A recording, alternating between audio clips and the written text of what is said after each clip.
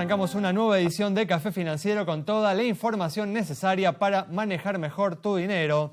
Hoy vamos a brindar información para todas aquellas personas que tienen que renovar su plazo fijo, cuáles son las entidades que más pagan por este tipo de colocaciones. También vamos a hablar de los servicios que ofrecen los bancos a los clientes de altos ingresos y en el último bloque vamos a conversar con el economista Rubén Lobolo para analizar la situación y las perspectivas de la economía argentina. Quédate con nosotros.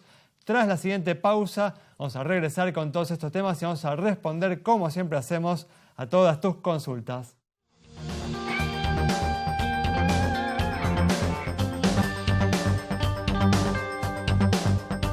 Ya estamos aquí, como siempre, con la presencia de Santiago Chelada. También está con nosotros Yamila Escala y, al igual que el miércoles, nos acompaña Gustavo Onefa para brindarte algunas recomendaciones de inversión en este contexto tan complejo que estamos viviendo, en el que resulta ciertamente difícil elegir alguna alternativa para colocar nuestros ahorros. ¿Qué tal? ¿Cómo andan? Muy bien, hola. Gracias por estar una vez más aquí. Vamos a arrancar, tenemos mucha información para hoy y vamos a arrancar con información del mercado de seguros. Yami te va a contar cuáles son las compañías que tienen mayor participación en el mercado de seguros para el hogar.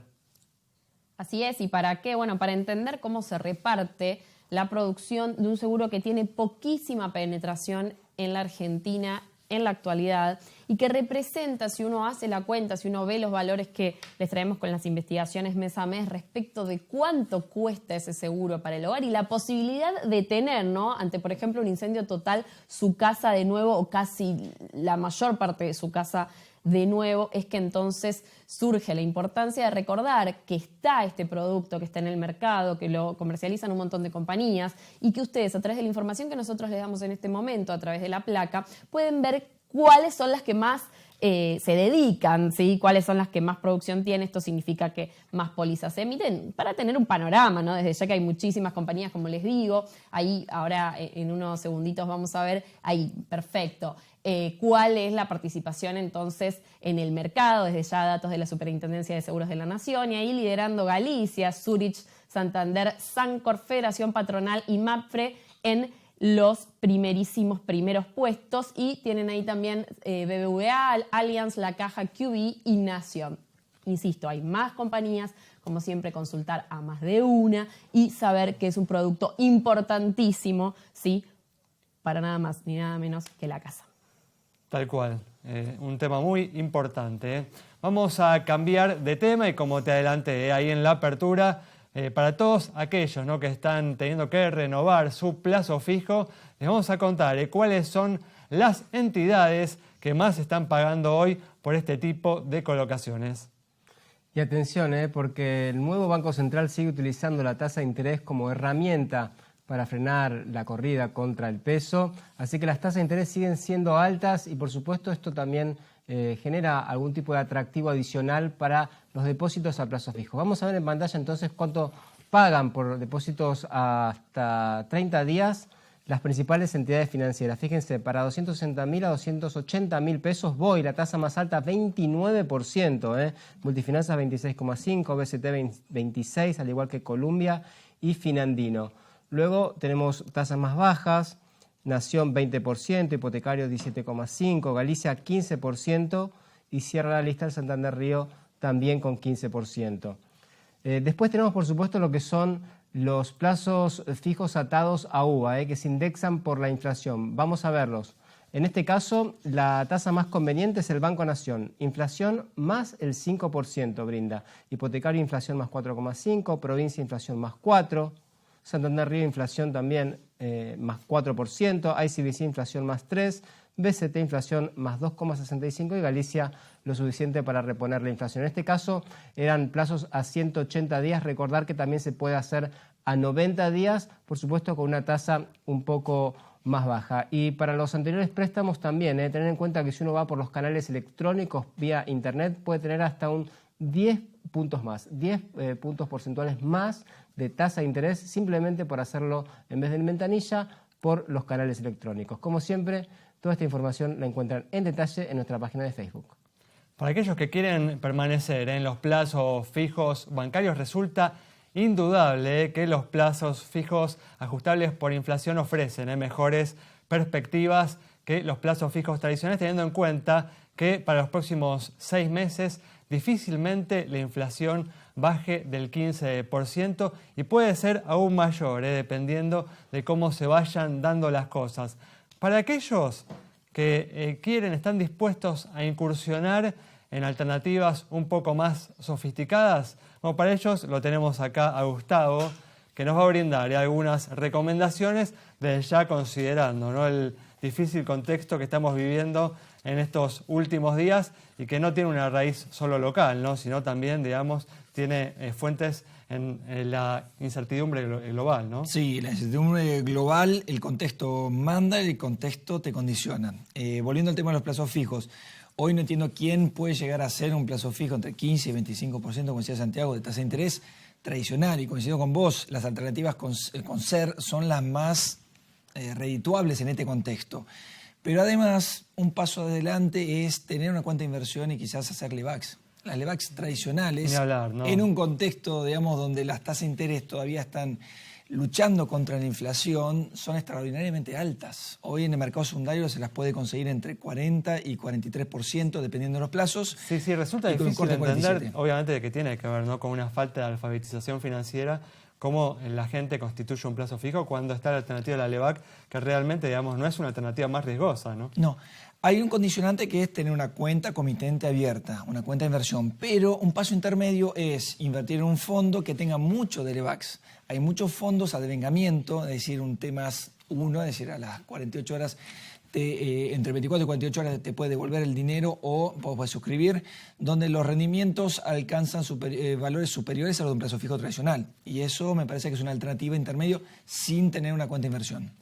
Esto, digamos, cuando estamos hablando de opciones en pesos, ¿no? Para Sí. aquellos que temen, ¿no?, que pueda continuar el aumento del dólar, que pueda haber una fuerte devaluación en los próximos meses, ¿qué alternativa les recomendás a aquellas personas? Hasta ahora hablamos de la codicia, la tasa de interés es la codicia. Ahora hablemos del miedo. El refugio es el dólar en Argentina y hoy, con una tasa de interés muy alta, quizás con una estabilidad cambiaria, puede llegar a ser un buen negocio invertir en pesos. Pero claro está, la inversión en dólares es la que te va a resguardar una posible devaluación futura.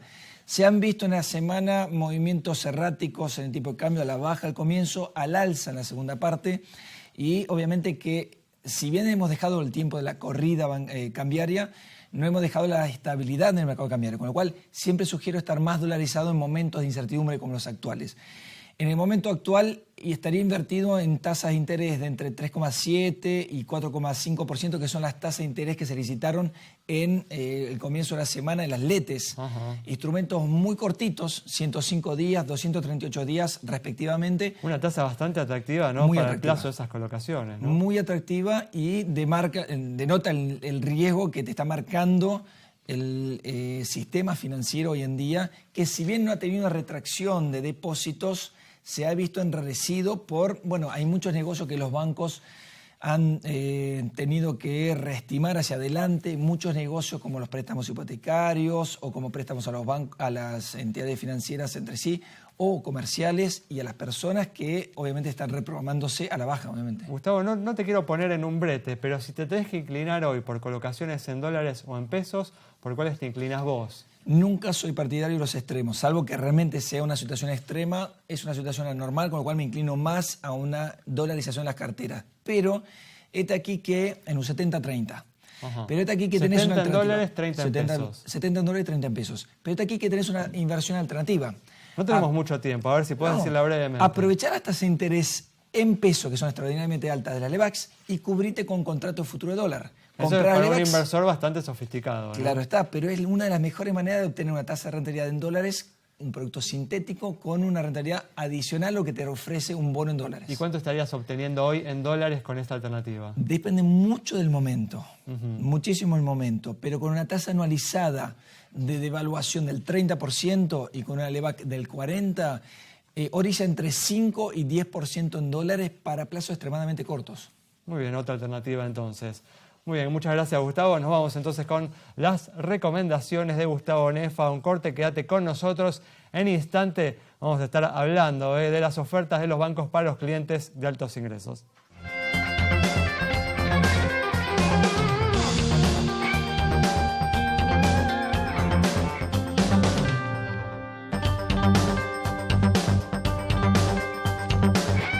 Bueno, ya estamos aquí en este espacio que todos los viernes dedicamos a entrar en profundidad en un producto bancario, un producto de seguros.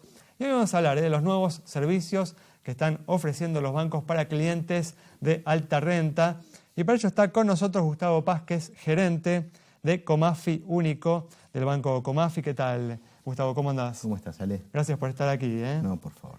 Bueno, y contame justamente cuáles son estos nuevos servicios que ustedes le están ofreciendo a estos clientes de altos ingresos que existen. Bueno, nosotros lanzamos en el mes de marzo Comafi Único, que es la propuesta para clientes de alta renta, que consiste en un portafolio de productos como ser tarjetas Mastercard Black, Visa Signature, Diners Club, que somos emisores exclusivos en Argentina, además de cajas de ahorro en pesos, en dólares, cuenta corriente, centro de atención exclusivo, oficiales exclusivos en sucursales, centro de asesoramiento de inversiones y espacios exclusivos en sucursales para la atención de estos clientes y además que los pueden utilizar como espacios de coworking. A ver, ¿de qué se trata? ¿Qué es un espacio de coworking, Gustavo?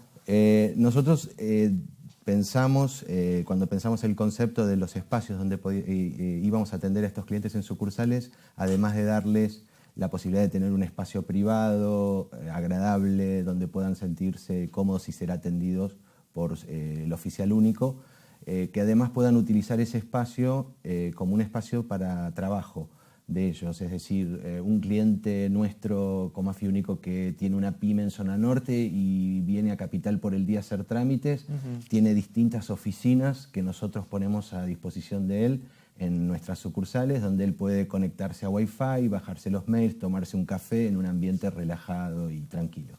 Un poco, ¿no? Apuntando a esta nueva modalidad, ¿no? También, digamos, de los jóvenes, ¿no? Esta modalidad de los millennium que tienen, ¿no? Como esta forma de trabajar más nómade, ¿no? Exacto. Sí, tiene que ver con eso, tiene que ver con este concepto de mezclar el trabajo con un ambiente relajado, porque incluso también ponemos a disposición pequeñas salas de reuniones para 3 o 4 personas para que puedan reunirse con un cliente, con un proveedor.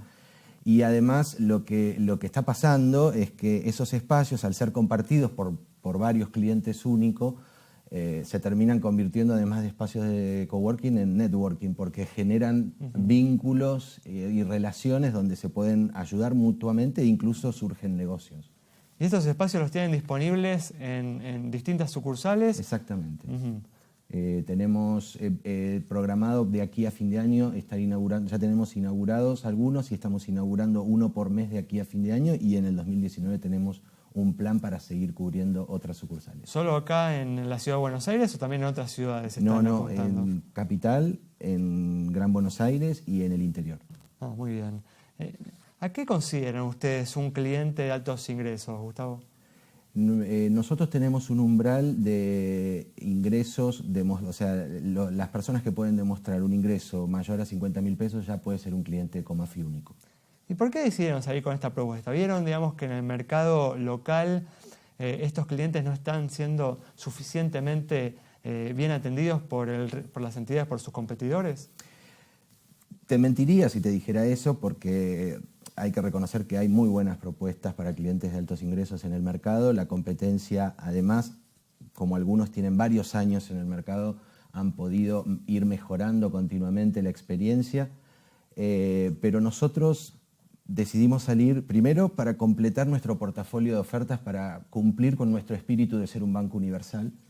Y segundo, aprovechamos esta ventaja, digamos, de salir últimos o ser uno de los últimos bancos en tener esta propuesta, viendo todo lo que los bancos ofrecían y entonces ofrecer lo que ellos no ofrecían. Y ahí tener ese diferencial. Los espacios de coworking es un ejemplo. Muy bien, Gustavo, muchas gracias por haber estado con nosotros. Vos, Ale. Cerramos así este bloque. Quédate con nosotros. Al regreso vamos a estar dialogando con el economista Rubén Lobolo.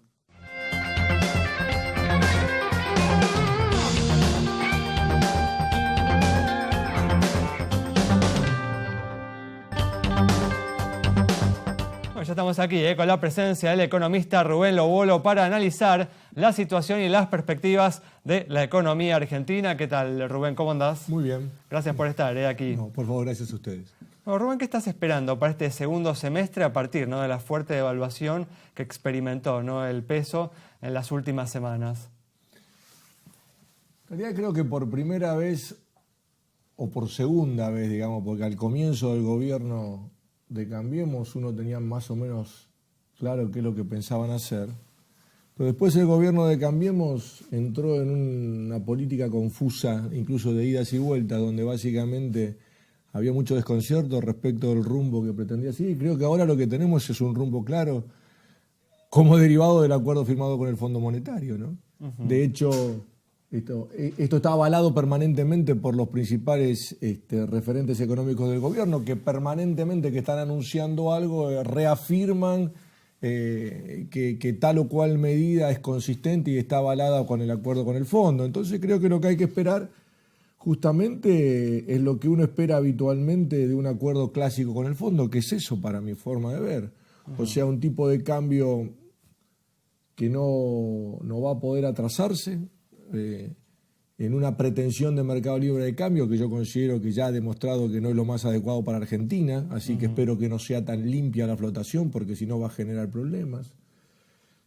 Puede esperarse también, y ya lo estamos empezando a ver, una reducción de la política de endeudamiento del Banco Central y una transferencia de ese endeudamiento directamente al Tesoro y una operatoria por parte del Tesoro en el mercado de cambios, porque eso es lo que el fondo prefiere o está dentro. Vamos a ver seguramente un esfuerzo muy grande de ajuste fiscal y en este caso ahí se asumió un compromiso importante, ¿no? Compromiso muy importante, y lo que a mí me preocupa particularmente, obviamente que me preocupa, siempre un ajuste fiscal es preocupante, que es en el contexto de un gobierno que ha hecho apología de la baja de impuestos.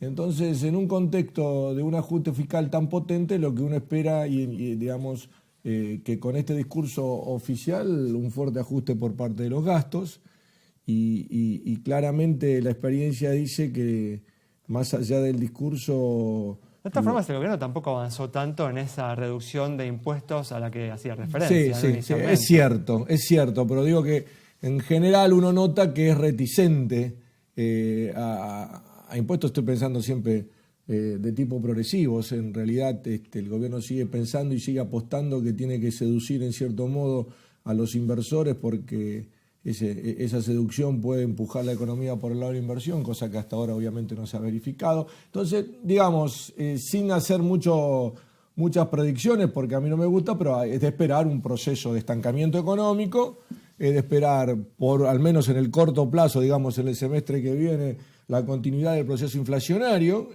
por razones inerciales y ahora por el propio ajuste del tipo de cambio y otros elementos que están vinculados a la cuestión del fondo. Vamos a ver hasta dónde el impacto monetario puede frenar un poco esto, y ese es el escenario que uno puede esperar. Y lamentablemente el escenario internacional no va a colaborar, parece que no va a colaborar, y en el sentido de que hoy estamos observando un proceso, primero, de conflicto internacional comercial que está impactando los mercados y pegándole duro a los mercados periféricos por fuga de capitales hacia los países centrales. Y es lo que vimos en los últimos días, ¿no? Exactamente, pero es una tendencia que ya se venía un poco vislumbrando, y eso llama la atención porque pese a todo el esfuerzo que está haciendo el gobierno, sobre todo en materia fiscal, en materia financiera y demás, por calificar mejor a la Argentina con la idea esta de Argentina país emergente y demás, lo que uno sigue observando es que le siguen pegando duro a los papeles argentinos,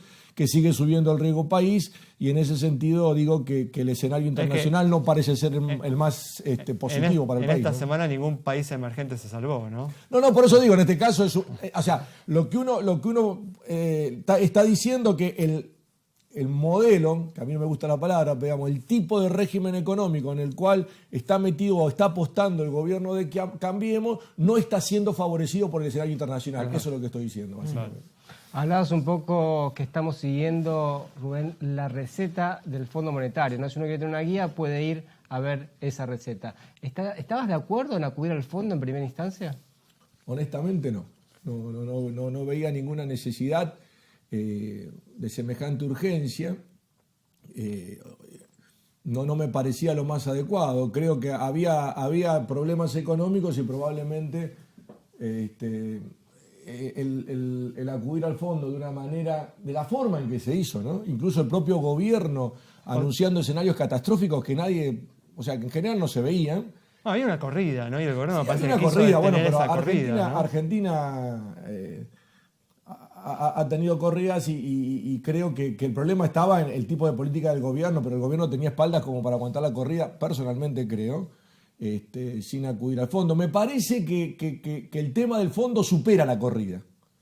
Esa es mi impresión, y hablando con colegas y con gente, me parece que el gobierno hacía tiempo que tenía pensado ir al fondo, buscando un aval político y financiero. Y estaban buscando el pretexto para hacerlo. Sí, no me gusta esa palabra, digo, pero creo que no fue una decisión de última instancia, sino que estaba en un lugar bastante prioritario dentro de la agenda del gobierno. Claro. Terminar el fondo, cosa que a uno tampoco le extraña viendo el propio equipo económico y digamos, la propia trayectoria personal del equipo económico, a donde se apoya, digamos, ideológica e intelectualmente, y donde también se apoya en sus acuerdos políticos. No es de extrañar. Lamentablemente lo más preocupante de este tipo de acuerdos, y ya lo hemos vivido en el pasado, además de los efectos que pueden tener sobre la economía, es que trascienden al propio gobierno. Claro. Entonces, otra vez estamos metidos en ese tema, en cuestiones que van a trascender este propio gobierno y que están condicionando la política argentina por un tiempo bastante prolongado. Generalmente uno asocia al Fondo Monetario, ¿no?, con lo que pasó con algunos países, no solo Argentina, ¿no?, con Grecia, etcétera, y lo relaciona con ajuste, con desempleo, con caída en la actividad, que fue justo lo que tuvimos en los últimos días, ¿no? Comenzó a verse ya en números el tema de la recesión. ¿Esperás que esto se agudice el próximo semestre? A mí no me gusta hacer futurismo, pero todo indica que sí. Tendría que haber algún elemento que hoy no está apareciendo para que suceda lo contrario. Si el gobierno logra estabilizar la economía, si el gobierno logra, sin grandes conflictos políticos y sociales, reacomodar un poco los desequilibrios macroeconómicos, que no logró hacer en los primeros 2 años de gestión y que en gran medida son heredados, pero que claramente no lo ha podido revertir. De hecho, no lo ha podido revertir, e incluso un poco lo advertíamos al comienzo del gobierno. Todo indicaba, y por eso vuelvo a lo anterior, de que el gobierno realmente tenía una estrategia de inicio de endeudamiento exponencial y casi interminable, ¿no? Y me llama un poco la atención en ese sentido la errónea lectura de lo que estaba pasando en los mercados financieros internacionales, dado que había hecho una apuesta tan grande. Por eso digo que el Fondo Monetario me parece que era una opción que estaba contemplada de inicio, porque la apuesta inicial era fundamentalmente a darle este rol importante en esa política llamada de gradualismo a la cuestión del endeudamiento, ¿no? Muy bien, perfecto. Tenemos que ir cerrando. Muchas gracias, Rubén, por haber estado con nosotros. Nos vamos con el análisis de Rubén Lobolo sobre la actualidad económica argentina, los desafíos que tiene por delante el gobierno. Nos reencontramos el próximo viernes a las 20:30 aquí en Metro.